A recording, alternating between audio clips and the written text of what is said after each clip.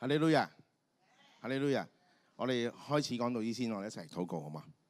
係啊，聖靈啊，再一次邀請你嚟到當中裏面。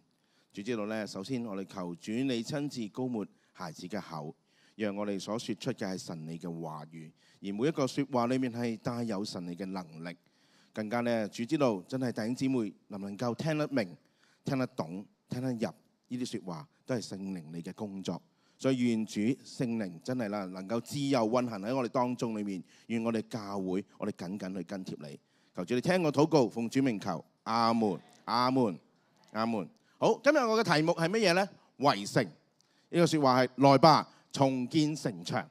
上有得上就自然有乜嘢啊？下啦，下就下一次先講啦，係咪？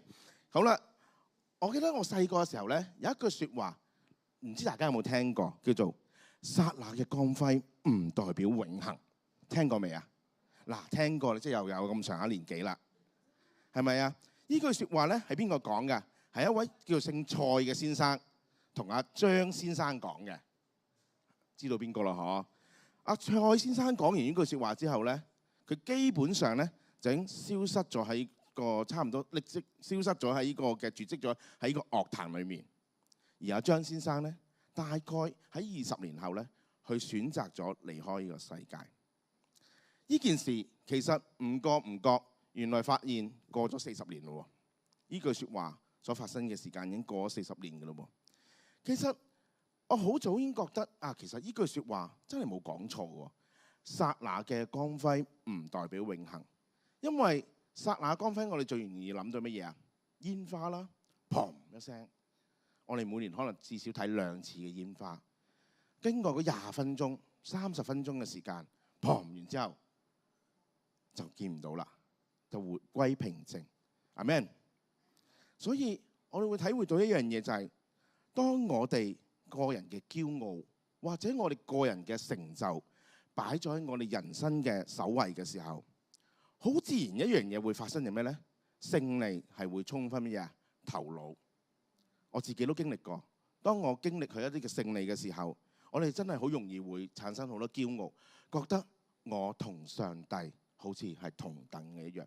當去到呢個時候，就會非常之危險啦。人就好容易會行差踏錯，走錯路。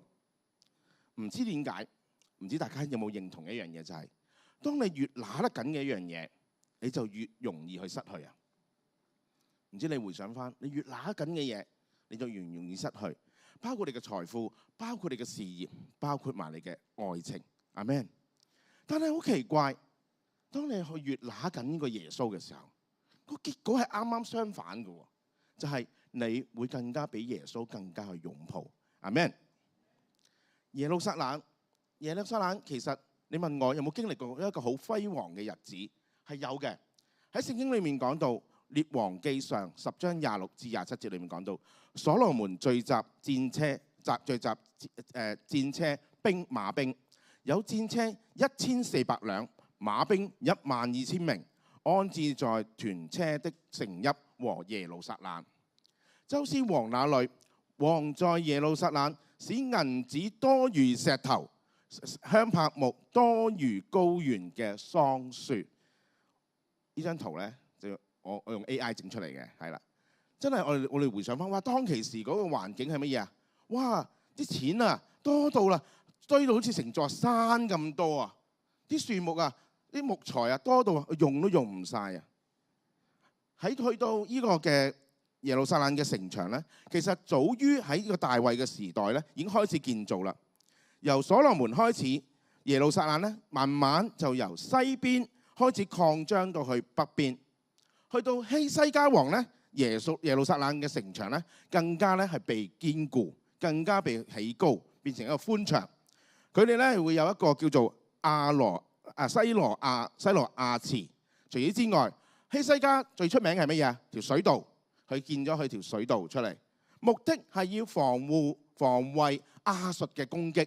而且當其時裏面北國已經係被滅㗎啦，所以耶路撒冷嘅城嘅擴張係因為讓到更加多北國嘅人民可以逃難去到南國，所以城牆對佢嚟講係非常非常之重要呢一件事。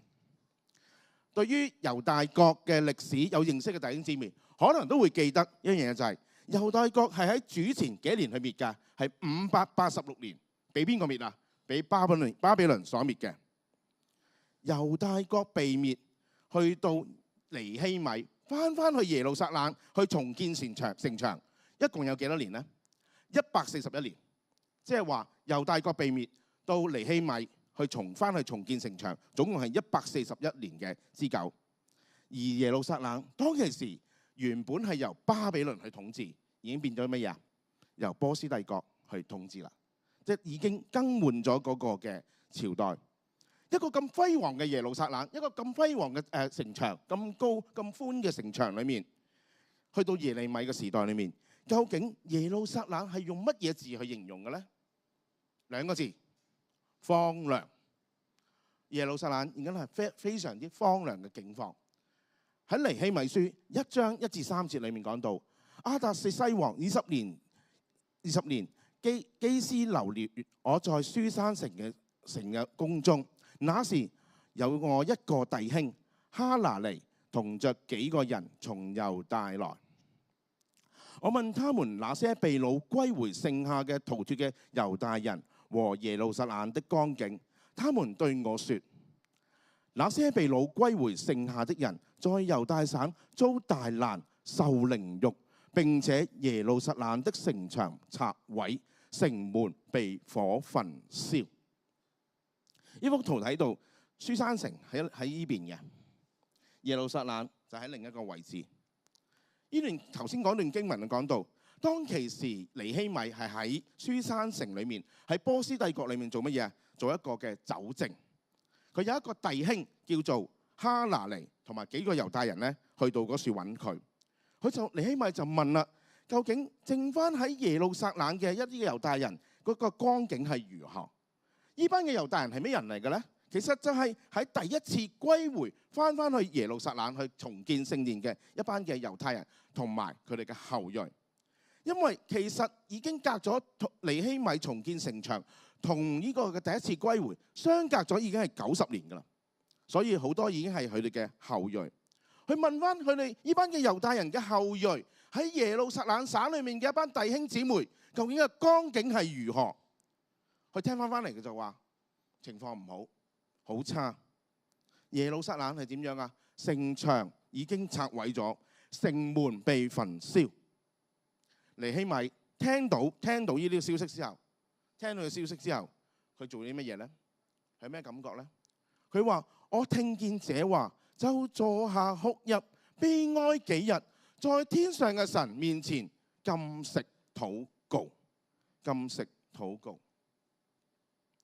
尼希米感受到同胞嘅需要，佢感受到同胞嘅苦難，佢感受到同胞嘅無奈。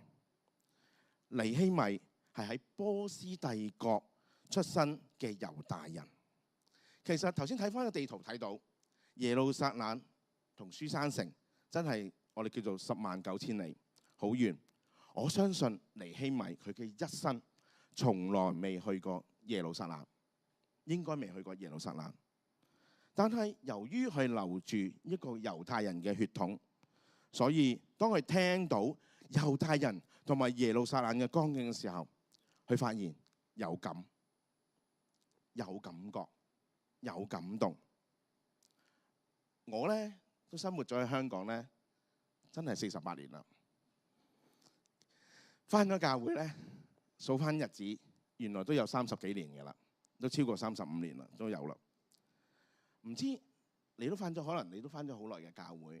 唔知你睇到香港今日嘅屬靈嘅環境、教會嘅光景、昔日弟兄姊妹嘅情況，我想問下你有冇感覺呢？返咗好多年教會噶啦，好多人都知道，係啊。可能你認識嘅弟兄姊妹，今日可能都冇返到教會。其實你有冇感覺呢？同你有冇關係嘅咧？弟兄姊妹，我鼓勵你，你好似尼希米咁樣，雖然佢未去過耶路撒冷，但係佢有一樣嘢就係佢流住嘅係猶太人嘅血，所以佢對一班嘅猶太人係有感嘅。我哋要成為一班有感嘅基督徒，阿們，而唔係一班冷感嘅基督徒。弟兄姊妹啊，有感同冷感係咩分別咧？有感嘅話，其實代表咗你有感動，你有感動，自然有一個乜嘢負擔。阿們，卓然迎風行道會咧，其實喺4年前咧，係由呢個邊個地方咧？就由長沙灣搬到嚟土瓜灣呢個地方。嗱，4年啦，已經唔覺，真係4年啦。原本由3000尺嘅地方搬到一個9000尺嘅地方。我渴望嘅，當然係一個3倍嘅增長。阿們，迎風就在迎風。我話俾你聽，呢個就係一個神蹟嚟嘅。即係我唔重複啦，呢個神蹟就點樣發生啊？嚟到當中裏面，面對呢個神蹟，我哋用禱告嘅擺上。呢個係當時啱啱開始裝修，我哋去禱告，為到呢個地方裏面禱告。當裝修完之後，神咧感動我知道神喺度係作新事嘅神。我透過唔同嘅活動裏面咧，去同人分享神裏面呢度嘅神蹟嘅奇事喺當中裏面，點樣迎風就在迎風裏面，點樣可以產生？當其時咧，我咧就係教會裏面嘅執事會嘅主席。我明白到咧，神咧俾我睇到呢個地方，我真係有一晚揸車經過，見到呢個地方，被呢個名所吸引咗。既然神俾咗個異象我就知道我要將呢個異象去負責到底。即使唔論個環境係點樣，我都要守住落去。我好感恩，因為呢個係一個非常好嘅 location， 好嘅地點，一個非常好嘅場地。係咪？冇柱先啦，至少我哋呢度唔會阻住先啦，係咪先？我哋呢度乜嘢啊？我哋有非常好嘅音響設備，非常好嘅音響設備。喺隔離裏面仲要有咩啊？有間餐廳，有間 cafe， 可以做好多福音嘅工作。喺我而言，喺我內心裏面，當其時嘅感覺就係話，一個完美嘅計劃就俾我諗到出嚟啦。阿們，聽落去真係幾完美。但係當你一個星期又一個星期，一個月又一個月嘅時候，跟住你行下就發覺自己個租約行咗一半啦。我想問下你，牧師有冇感覺啊？好有感覺啊！我話神啊，我呼求你，我真係跪喺，即係平時我哋即係神台係有啲箭喺度噶嘛，我真係跪喺度。我話神啊，我真係搞唔掂，我呼求你，我真係跪喺你壇前面去禱告你。我記得嗰陣時候，我最困難嘅日子裏面咧，係每一晚要去到個露台嗰處，我開聲去禱告，即係向住個冇人嘅地方禱告啊嘛，係咪？咁我開聲去禱告，我呼求上帝，你真係幫我，我真係唔知點樣走落去。我好記得2023年嘅10月咧，係一個好特別嘅日子，有邀請過你嘅，你應該知道咩事啦，係咪？特別就在於咩啊？我按立成為長老咯。即係我成日都覺得咧，神你真係玩我嘅。人哋咧按立長老做牧師咧，都有個叫蜜月期㗎，點解我冇嘅咧？即係我2個月都冇喎，係咪對我唔係好公平咧？我話點解啊？我不停問神啦，喂，點解啊？我面對而家一個眼前嘅光景、眼前嘅景象，究竟我係咪應該要放手咧？我係咪應該要我將我呢個異象要放手咧？我係咪已經放低咧？放手係好好聽嘅，其實內裏面實際係乜嘢？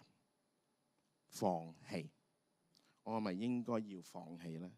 我好記得我喺2023年嘅12月8號，我真係睇翻晒啲相，睇翻啲日子。有一個晚上，我就企喺呢個禮堂最後嗰個位置裏面。當其時咧係辦緊一個嘅音樂會。我覺得呢個音樂會裏面，我喺後邊聽嘅時候覺得，哇！點解呢個禮堂嘅音響咁靚嘅？可以咁動聽嘅咧？當晚嘅聚會係座無虛席，座無虛席。我話神啊，係咪就咁算咧？係咪就咁說了就罷了咧？呢個係咪你嘅心意咧？呢個唔係你嘅心意，我相信唔係你嘅心意。牧者好，執事好，能夠係走過呢個嘅低谷，係全因為大家繼續同我哋一齊去行。當人生去到最低谷嘅時候，我唔知你有冇發覺一樣嘢咧？少少嘅曙光，少少嘅見證，都可以好滿足噶啦。你喺低谷裏面，你見到少少嘅曙光，你就可以好滿足。你都唔知點樣用筆墨去形容。阿們。所以我鼓勵你，當你人生係經歷喺嗰個低谷嘅裡面嘅時候，你唔係孤單走惡路，相反，你係需要有同路人。阿們。你需要係有同路人。第一樣嘢，我哋需要學習嘅係成為一個有感嘅基督徒。阿們。我鼓勵你對教會，呢間教會對你身邊嘅人係有感，你慢慢就會對你所返嘅教會有一樣嘢就會產生咗叫做承擔感。你開始懂得點樣為呢間教會去禱告，為你身邊嘅弟兄姊妹禱告，為你嘅福音嘅對象去禱告。阿們，阿們。除咗有感之外，我好盼望咧，喺呢個信息裏面咧，讓大家明白到我要成為一個有份、有權、有紀念嘅基督徒。剛才提過尼希米咧，就喺波斯帝國裏面去出世嘅長大嘅猶太人。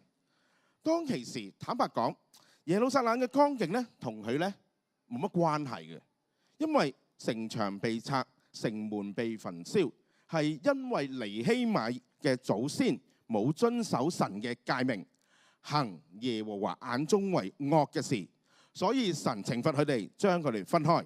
神要管教佢嘅子民，北國就俾亞述所滅，南國就俾巴比倫所滅。呢段嘅歷史其實尼希米出世未啊？連出世都未啊！因此耶路撒冷淪落到如此地步咧，其實同佢冇乜直接嘅關係。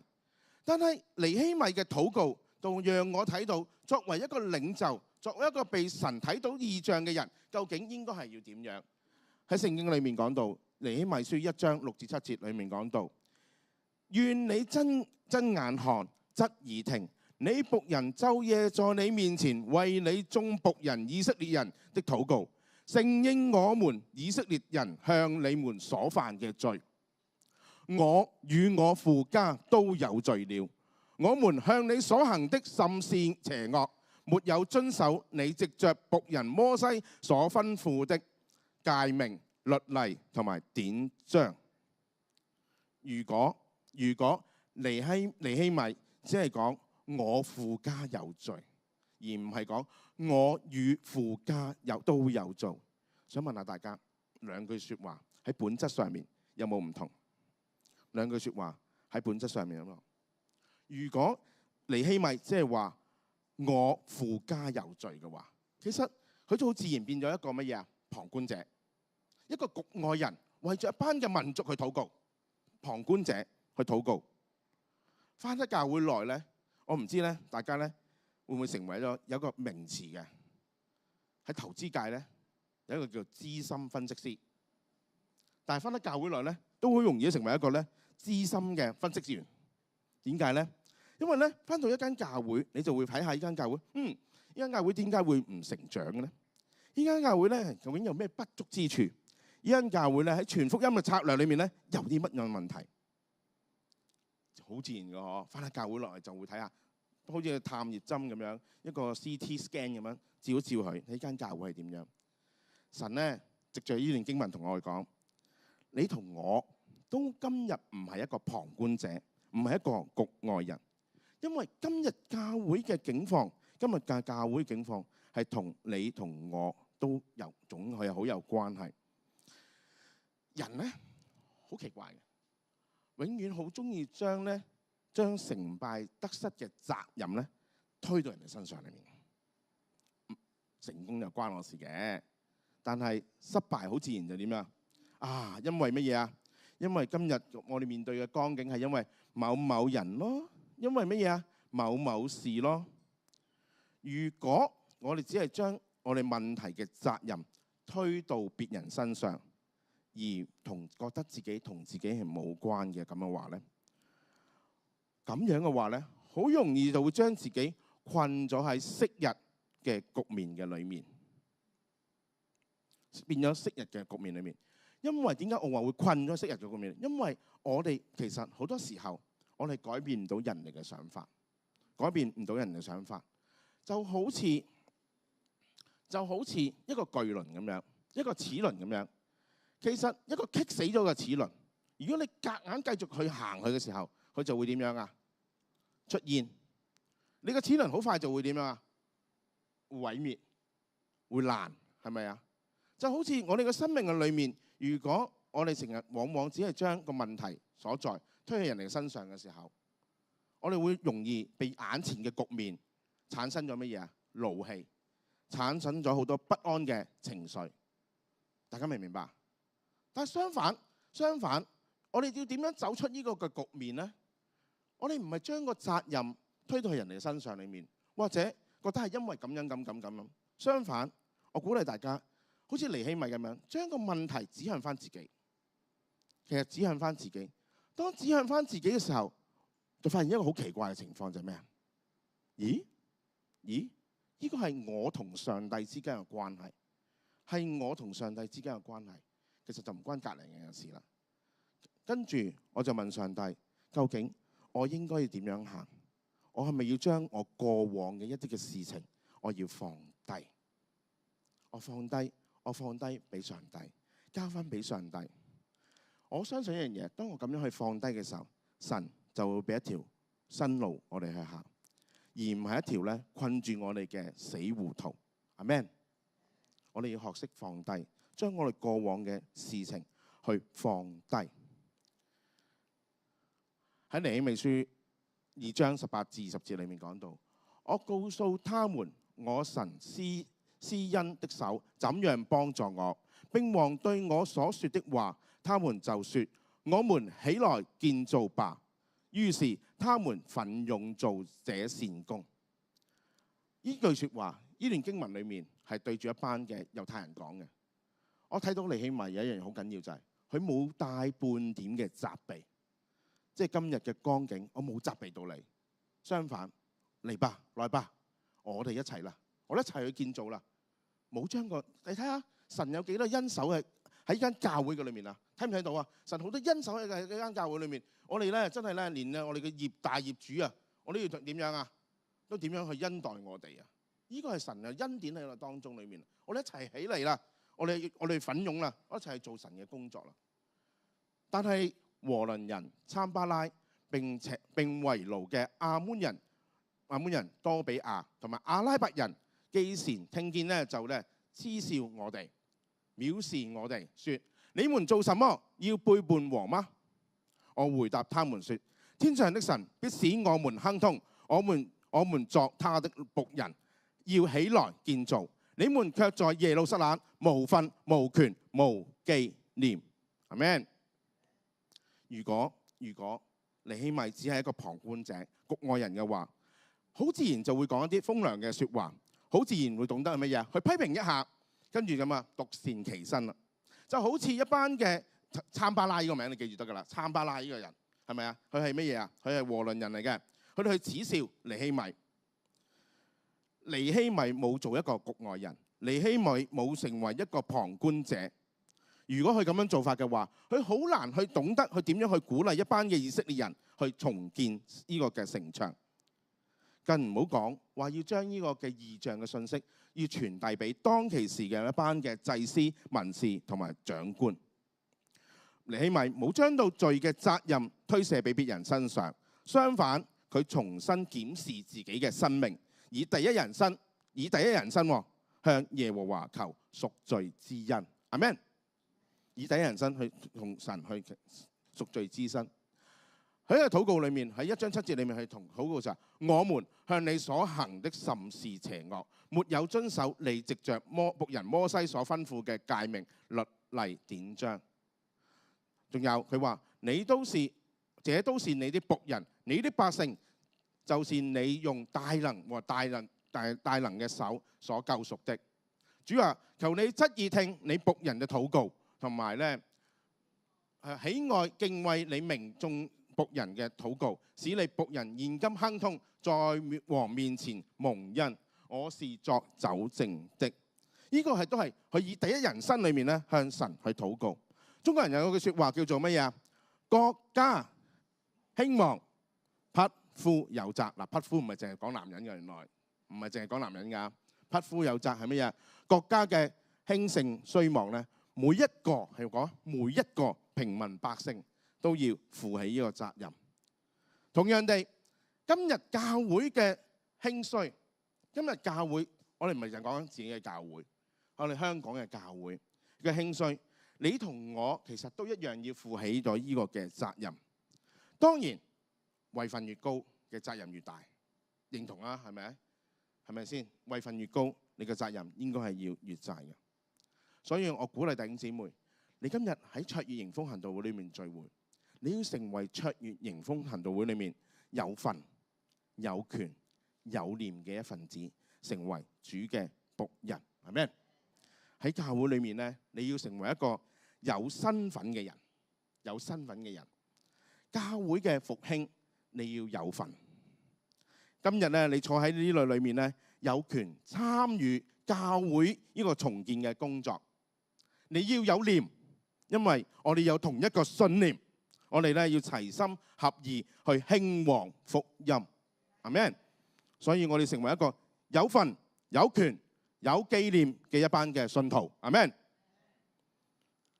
從尼希米裏面，我哋就更加睇到，我哋要把握時機，策略在後，禱告在前。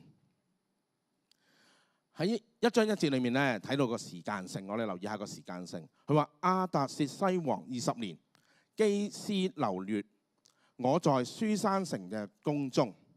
去到2章1節裏面，同樣第1節裏面講到亞達薛西王20年，尼散月。OK， 頭先你講呢個叫做基斯流月，剛才講嘅係尼散月。佢就話在王面前擺酒。我拿起酒來奉給王，我素來在王面前沒有愁容。大家了解一下個時間性先，即係話佢聽到一班猶太人喺耶路撒冷裏面嘅光景嘅時候咧，大概啦嚇，就係當其時咧，大概係12月到嘅12月，即係我哋今日嘅農曆嘅，唔係我哋新曆嘅12月到啦。咁至於咧，佢見到王，佢同王去講嘅時候咧，就大概咧係4月。即係我哋聖誕節同埋復活節啦，不如我哋咁樣去講咧，就會比較容易啲去形容到啦，係咪？佢就話咯，佢喺呢4個月裏面做緊啲乜嘢咧？佢話：願你睜眼看，側耳聽，你僕人晝夜在你面前做乜嘢啊？為眾以色列人去禱告。尼希米咧，其實係一個好懂得咧找緊機會嘅人。尼希米用咗4個月時間去禱告，喺度等緊乜嘢咧？其實喺度等乜嘢咧？係等緊一個時機同王去講説話。酒政好有優勢嘅，知唔知酒政有咩優勢啊？正所謂有句説話乜嘢啊？高興又飲，唔高興都飲。咁佢就肯定係好知道咧王嘅心情啦，係咪先？係咪？人就係咁啊，高興我飲杯，唔高興咪又飲咯，係咪先？阿輝董係咪？係咪？係咪？佢冇嘅，好乖嘅而家，係啦。喺禱告等候嘅期間裏面咧，尼希米咧開始制定緊佢嘅計劃。嗱，你要知道同王講嘢咧唔係咁簡單嘅，所以必定要咩？簡而清，唔能夠帶點唔確定性同埋咧含糊之意，但言辭咧要審慎。係咩？真係要有計劃㗎。佢咧連天氣咧佢都考慮過。翻查翻嘅天氣嘅記錄先，原來耶路撒冷咧喺12月。喺12月呢個天氣啦，喺度啊！12月其實12月去到2月咧係好凍嘅，好凍嘅。但係咧，頭先我講到啦12月啦嚇，跟住咧原來咧由4月份開始咧，去到6月份咧開始咧係回暖。我哋用一個字叫做舒適嘅天氣開始好啦。好啦，做工程最驚係一樣乜嘢咧？知唔知係做工程最驚係咩啊？落雨係咪啊？落雨你就要停工㗎啦。原來喺耶路撒冷裏面咧，喺以色列裏面咧，喺介乎呢個嘅4月同埋咧9月咧，個雨量咧係相對係最少嘅。即係話喺嗰段時間裏面，4月、5月咧，其實係最合適遠行同埋開展呢個工程。冇雨水，天氣唔會太凍，唔會太熱。呢樣嘢真係我諗尼希米都諗咗好耐。喺聖經裏面講到，王對我說：你既沒有病，為什麼帶着愁容呢？這不是別的，必是你心中有愁煩。於是我甚懼怕，我甚懼怕。我對王說：願王萬歲！我列祖墳墓所在的那城荒涼，城門被火焚燒，我豈能面對愁容呢？豈無愁容呢？王問我說：你要求什麼？於是我默禱天上嘅神。我對王說：僕人若在王眼前蒙恩，王若喜歡，求王差遣我往猶大，到我列祖墳墓所在的那城去，我好重新建造。好重新建造。點解尼希米唔直接同王講一句説話？我好希望翻去耶路撒冷去重修呢個城牆呢？因為耶路撒冷喺歷史上面嚟講，係一個喺外邦嘅君王裏面係非常之敏感一個嘅城市，直至到今日都係。一提到耶路撒冷，大家就起晒槓噶啦，係咪啊？就起晒槓噶啦。尼希米避免咗提耶路撒冷呢個地方，因為免得有人可以直言去攻擊佢，佢吸收咗一個教訓。頭先有冇提到？我就話喺耶路撒冷裏面係一班嘅咩人啊？係一班第一次歸回重建聖殿嘅一班人啊！已經隔咗90年啦，即係話已經係佢下一代嚟噶啦。佢吸收咗一個經驗。當年記唔記得咩事啊？阿所羅巴伯帶住幾多人翻去耶路撒冷？5萬，帶咗5萬人，兵馬齊全啊！真係乜都入，人才濟啦，翻去耶路撒冷。但係呢個工程有冇完成到啊？冇，因為受咗好多外敵嘅攻擊，停咗。工程一停，停咗幾年？15至16年，15至16年就停咗呢個工程啦。尼希米知道呢段歷史，所以吸收咗個經驗，佢好小心去講説話。其實當我睇完呢段經文嘅時候，有咩關係咧？同我就諗翻，咦？其實唔知大家覺唔覺得咧，同人傳福音咧都係差唔多噶，同人傳福音都差唔多噶。有冇諗過個情況？同你身邊嘅人傳福音啦，邀請佢哋出席咧教會嘅聚會咧，就好似咧差唔多係咩啊？尼希米同個皇帝講嘢咁樣啊，差唔多啊。我哋要乜嘢啊？審時度勢。我哋要乜嘢啊？我哋説話要有技巧，要乜嘢啊？忌諱。你記唔記得咧？我哋以前咧細個嗰時候咧，即係傳福音咧，係點㗎？你唔想落地獄啊嘛？信耶穌啦。有冇咩印象啊？你有罪啊，所以要信耶穌先唔會落地獄。其實咧，慢慢大咗，其實有好多段經文可以參考嘅。我哋一齊讀啊，好唔好啊？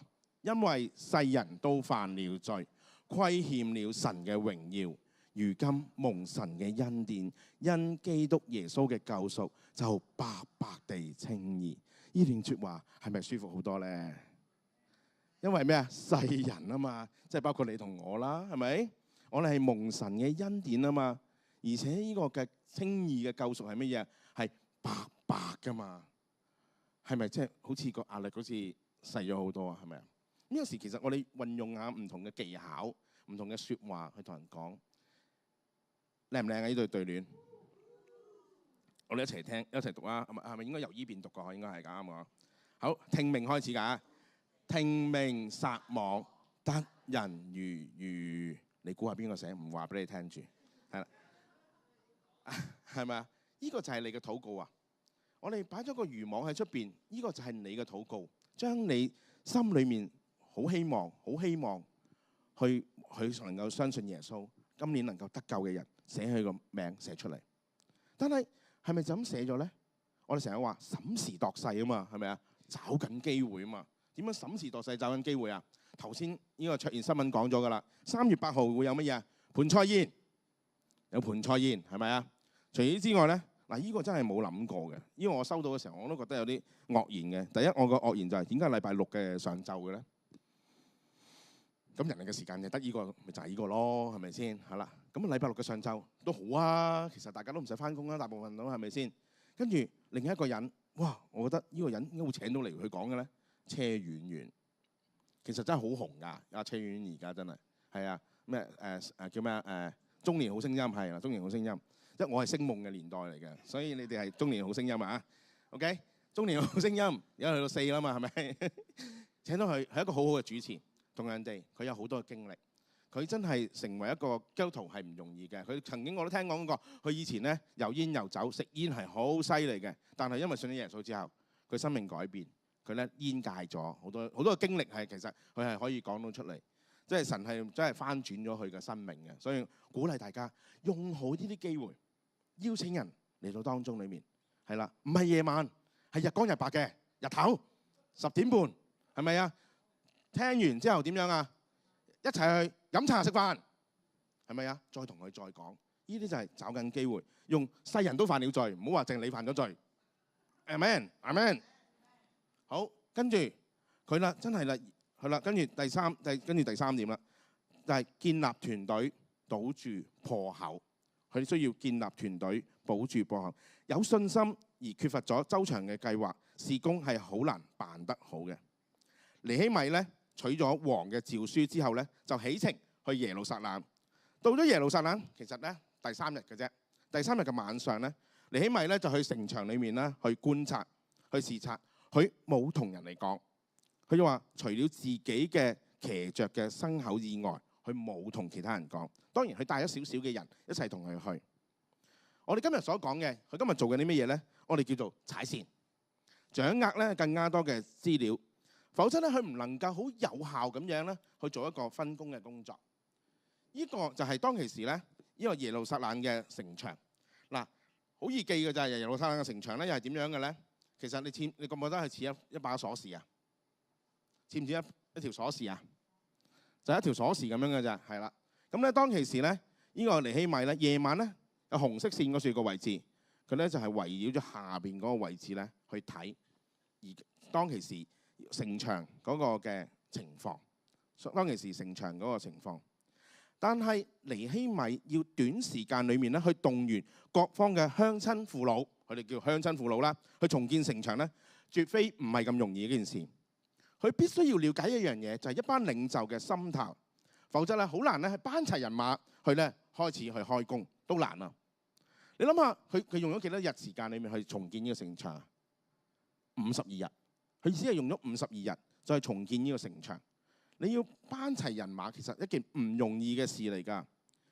耶路撒冷當其時，耶路撒冷嘅荒涼唔係今日嘅事，係咪？城牆冧咗唔係今日嘅事，城門燒咗都唔係今日嘅事，係咪？要大家同心合意，要大家同意，覺得今日裏面去重建呢個城牆係有迫切性嘅，同埋有出路嘅話，就必須要咩？讓佢哋明白到究竟呢個城牆係幾咁重要。嗱，其實咧，唔知你知唔知道，其實今日好多教會已經習慣咗好低沉嘅屬靈嘅氣氛，好多教會已經冇辦法啦，係咁噶啦，要接受啦。有啲教會講到話，我冇人，我冇錢，仲要乜嘢啊？牧師傳道走埋路。真係冇㗎，真係有啲教會真係冇傳道冇牧者㗎，感恩㗎啦。你有個牧師2個長老喺度頂住先，係咪先？真係好多教會係冇㗎。要重振耶路撒冷嘅宗教同埋經濟嘅定位，讓以色列人可以重新進入翻去耶路撒冷嘅生活。記住係重新入翻去，必須有一樣嘢好緊要係乜嘢？堅固嘅城牆，因為堅固城牆能夠抵禦外敵嘅入侵，係非常之重要嘅。你諗下，你嘅屋企每一日都俾人嚟打嚟劫嘅時候，你會唔會翻嚟你嘅屋企啊？同人哋你屋企裏面每日都係吵吵鬧鬧嘅時候，你會唔會翻咗屋企咧？唔會。教會都係一樣嘅，要人進入呢間教會，其實如果你俾人覺得呢間教會就係一個非常之軟弱無力，你會唔會翻呢間教會？但係相反，你讓人翻呢間教會，你覺得呢間教會係充滿着盼望嘅、堅穩嘅、站立得住嘅，你會願意乜嘢？投身喺間教會裏面，好緊要。因為其實當其時嘅耶路撒冷裏面只係得一啲叫做祭司、文士同埋宗教領袖，係得呢啲人喺度嘅啫，冇居民噶啦。因為大家都唔想入去啊，人口好疏落啊。但係唔好忘記，我哋知道一樣嘢就係耶路撒冷其實係一個非常之好嘅地方，係一個非常之好嘅地方。但係就正正因為佢嗰個城牆嘅問題，導致到佢其實來自唔同嘅各方嘅滋擾嘅。喺北方裏面，佢哋咧有一個叫做撒瑪利亞人；南方裏面頭先講過啦，和倫人。跟住東邊有乜嘢啊？東邊嘅有亞捫人，西邊嘅有亞實突人。所以將嗰個經濟同埋宗教好多嘅活動咧，遷移咗喺一個地方叫做大馬色嘅城。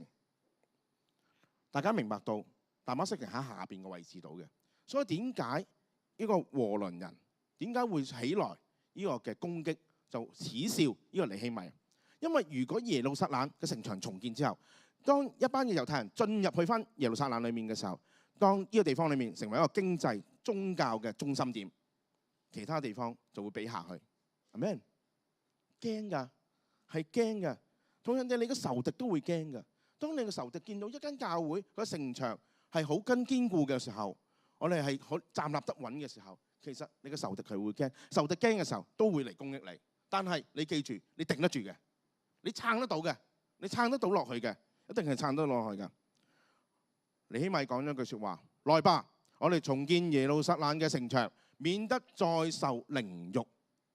弟兄姊妹啊，呢句説話係中咗一班嘅領袖嘅心，免得再受凌辱，因為佢哋正正就係落喺一個凌辱嘅底下裏面。阿們，阿們。今日我哋間教會，我宣告一樣嘢：來吧，我哋都要重建教會嘅城牆，免得魔鬼有機可乘。阿們，有機可乘。其實所有都係大家冇機會入位㗎咋。係啊，但係我哋要守住，我哋守住。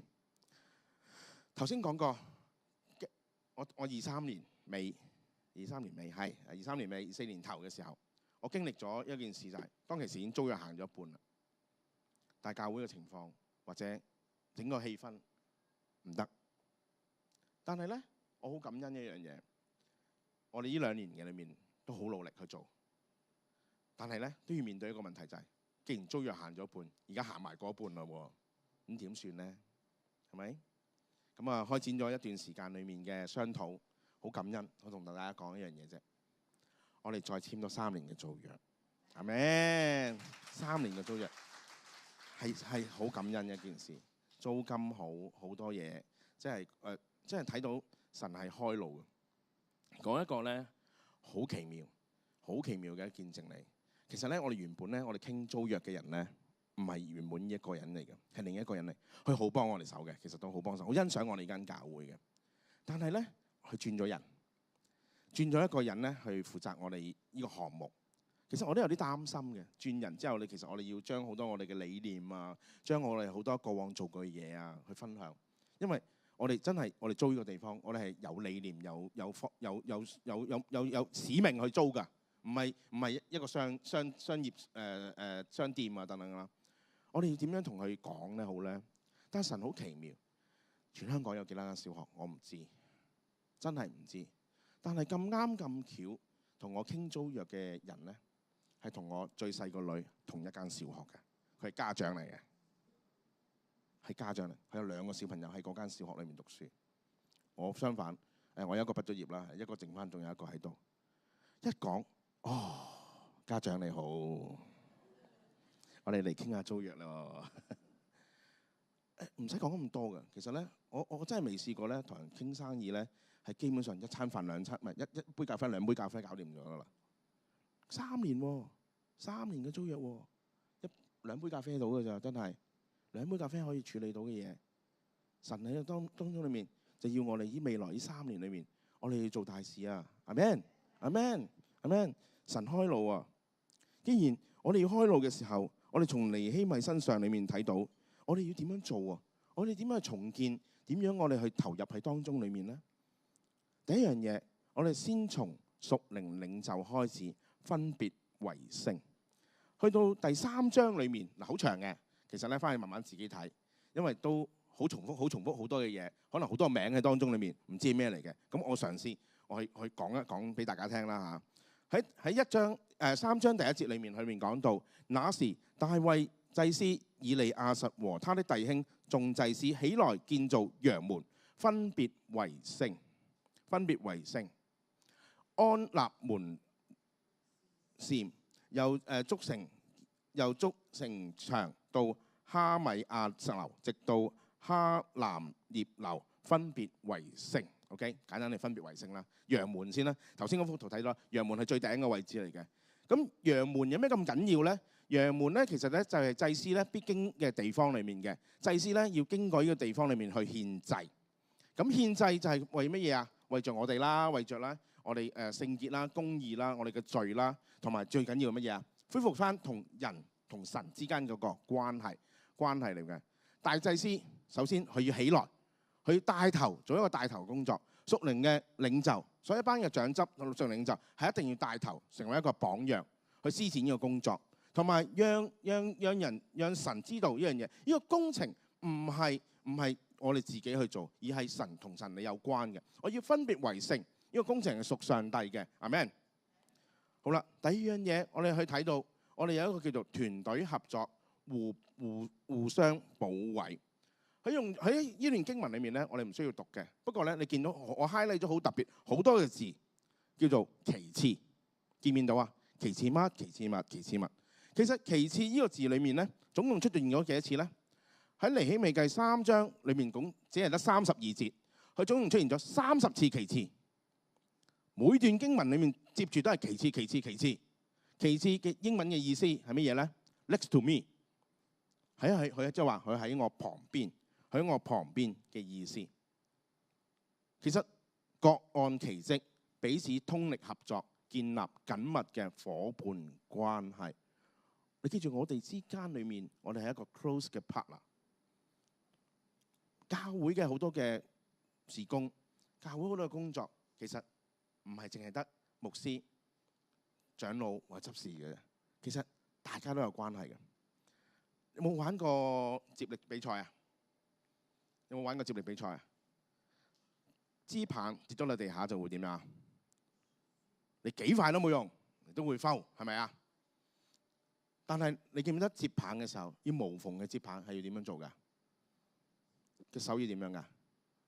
係要伸出嚟嘅，就係接住大家，一個接住一個。喺每個事工裏面，真係埋位啦，自己。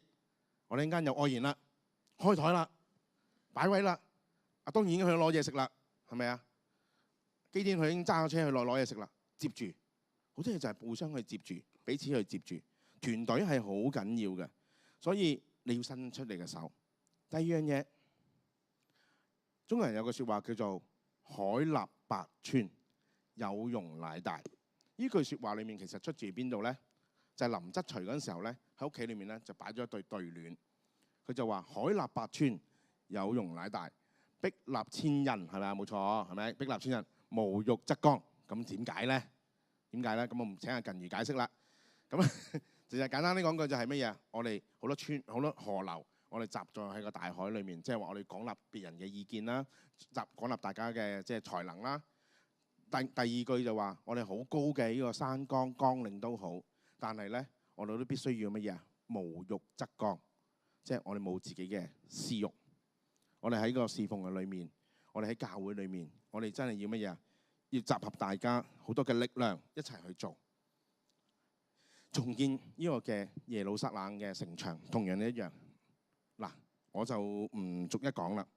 其實裏面咧喺尼希米3章裏面咧，總共記載咗咧大概40至42個嘅名字或者群體，分別咧有祭司、利未人、一啲貴族、一啲嘅居民、一啲嘅工匠、官長、尼提寧同埋商人等等。佢哋都全力以赴參與呢個嘅重建嘅工作。感恩有 AI， 因為真係懟咗個經文落去，跟住同我分析晒所有嘢，係咪啊？大家可以睇到啦，係咪啊？真係唔同嘅人，佢哋有唔同嘅人當中裡面去參與呢個嘅重建嘅工作。但係當中裡面咧有一個人咧，有一個我唔好叫人，一個名稱咧，我特別去睇嘅，叫做尼提寧。大家聽過未？好少會特別去提呢個名，但係原來呢個名咧，其實係有啲出處嘅喎。佢係其實係喺殿裏面咧一啲嘅工人，我哋叫做工人嚟嘅啫。咁佢主要負責係做啲乜嘢嘅咧？佢主要負責做啲聖殿裏面最粗重嘅工作，最卑微嘅服侍，例如一啲嘅叫做咩啊，斬柴啦、挑水啦、打掃啦，預備祭司所需要嘅物品。係啦，祭司同埋利未人能唔能夠去專心去敬拜同埋獻祭咧，同佢有好大好大嘅關係。咁究竟呢班嘅人係點樣嚟嘅咧？其實咧睇翻經文咧，就原來咧約書亞記嗰時候咧就出現咗啦。記唔記得有個故事？唔係故事，有件歷史就係乜嘢咧？基遍人咧就走去咧去見阿約書亞，佢就扮嘢，佢就咧拎住咧嗰啲咧又殘舊嘅酒袋啊，又爛身爛世啊，走去約書亞説：我由遠處嚟㗎，我係呢個使者嚟㗎，扮使者。然後跟住點樣啊？約書亞就信咗佢，就點樣？同佢立約，我就唔再滅佢，係咪啊？唔滅佢哋，我哋會保護佢。但係最後約書亞發現乜嘢啊？大鑊，我俾人呃咗，俾人呃咗添。咁佢就乜嘢啊？去詛咒佢，就話你哋呢個民族永永遠遠要咩啊？成為我哋嘅奴僕。你要為我哋喺殿裏面係乜嘢啊？劈柴挑水。呢班人就係咁樣嚟嘅。但係其實喺呢個嘅被擄之前咧，呢個名字咧其實係未出現嘅。呢個名字咧叫做尼提寧啊嘛。其實係喺呢個嘅被擄之後先出現嘅。佢先為俾我哋被當其時嘅一班嘅猶太人咧，被稱呼為尼提人。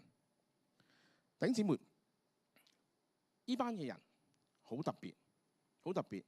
當日就係因為約書亞呢件事件，佢被咒詛，成為一班奴僕。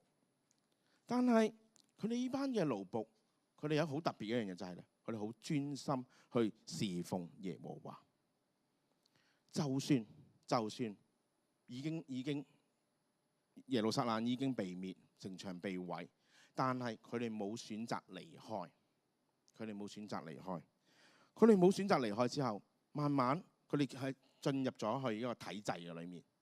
喺個體制裏面，被以色列人所接納，成為佢哋嘅一員。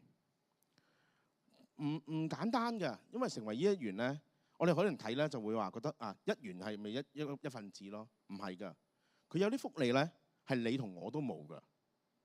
佢哋咧係可以咧同利未人一樣咧，唔使交稅嘅。嗱，係肯定要交稅啦，係咪先？你有收入就自然要交稅啦。